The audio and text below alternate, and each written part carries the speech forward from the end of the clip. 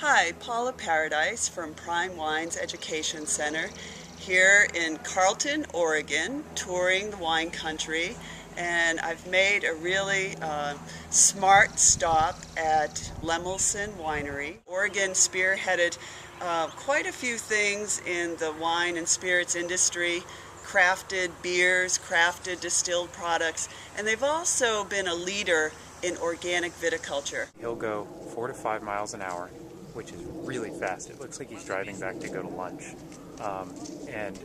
It's called a brawn, and it just brings a blade between the vines, and that's how, with organic viticulture, how we get all the weeds underneath the vines out.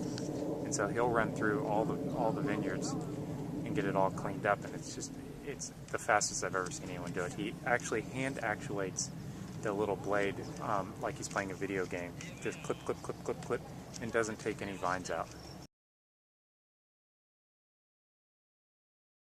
I'm here with Anthony King, who is the winemaker extraordinaire at Lemelson. Went to Davis and got my master's. And in the meantime, I started out at Acacia down in Carneros in southern Napa, and did all of my research on Pinot Noir. And basically once you start out like that, that's where you are for life, and it's a good place to be. Yeah, there's an allure to Pinot, and of course, everyone at that time was saying Pinot Noir is fickle, it's so difficult, and you're always up for a challenge. People don't say that as much anymore, which is interesting, and I think it's because we figured a lot out. People say that they learned lessons from Domaine Drouhin when they came in. They planted vines closer together and then they dropped yields. And I personally feel like the bigger lesson is dropping yields. So if you used to be 4 tons per acre, now you do 2 tons per acre. It's a huge difference. And then also, pulling leaves correctly, getting some sunlight in there, all that has a big effect on sort of the fruit of the wine, the color of the wine. You remember the old wines from Oregon. Yes. I mean, a lot of them were beautiful, but they were much lighter color. Much lighter. They just weren't as layered as they are now. You don't want me to turn the camera on you? No. Pass it back and forth. Paula out in the vineyard with Anthony. Hello.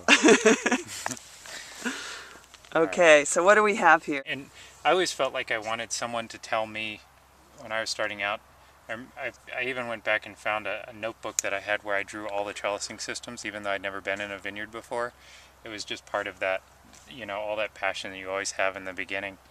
And but this one is a relatively standard cane-trained vine, but it's not Guillot, which is one that people talk about a lot, which is what you see in, say, Bordeaux. You see it a lot in Burgundy with the little tiny vines. And this is a pretty small vine.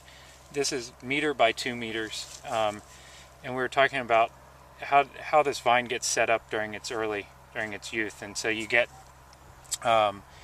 roots the first year, the trunk that second year, third year you get a cane, and then after that you start to get fruit. So maybe in that third year you might get 1 ton per acre, and here in Oregon we're getting 2 tons per acre. Some people stretch it up to 3 tons if it's a warmer year. This one's a neat vine to look at because next year we have a couple choices.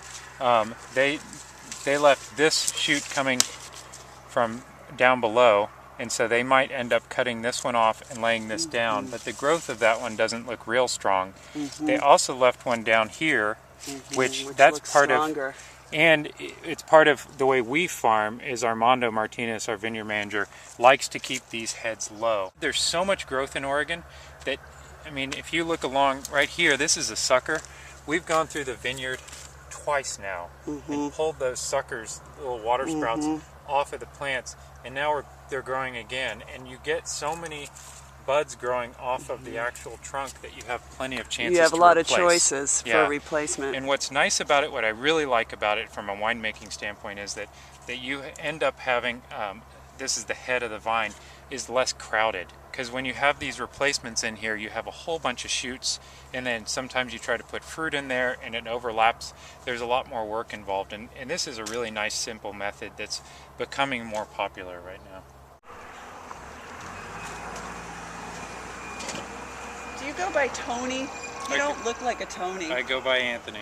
Okay, I don't blame you.